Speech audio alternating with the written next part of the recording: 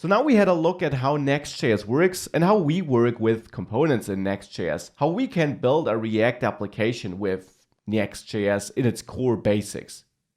Now, what about styling? In Create React App, we use CSS modules, but I taught you that you have other options too. What do we actually do when you're working with Next.js? Next.js has its own way of styling React. You can still use inline styles, you can still use Radium.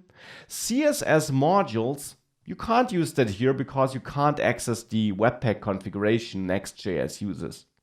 But it offers another out-of-the-box working way of styling your components and having scoped styling. Let's say for the user component. You add a style tag, style HTML element to your component JSX like this.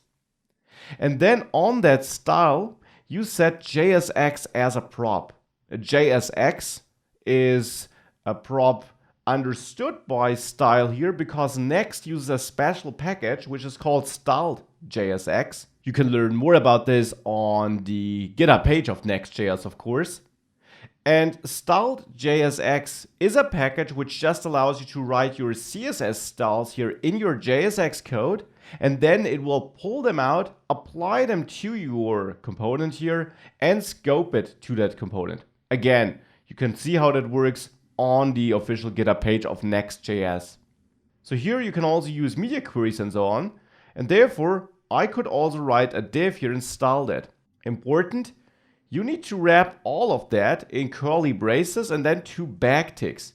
Now these are not single quotation marks but backticks, which allow you to create string literals in JavaScript. So basically multi-line strings, you could say. Now in there you can now style your div like that.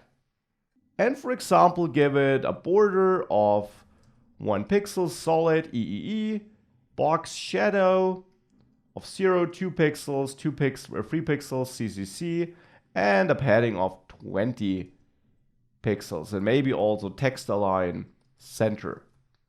Now with that, if we go back to the off page, this is how our user now looks like. So this is how we style components in Next.js. We use this third-party package, styled JSX, to create styles which are scoped to that given component.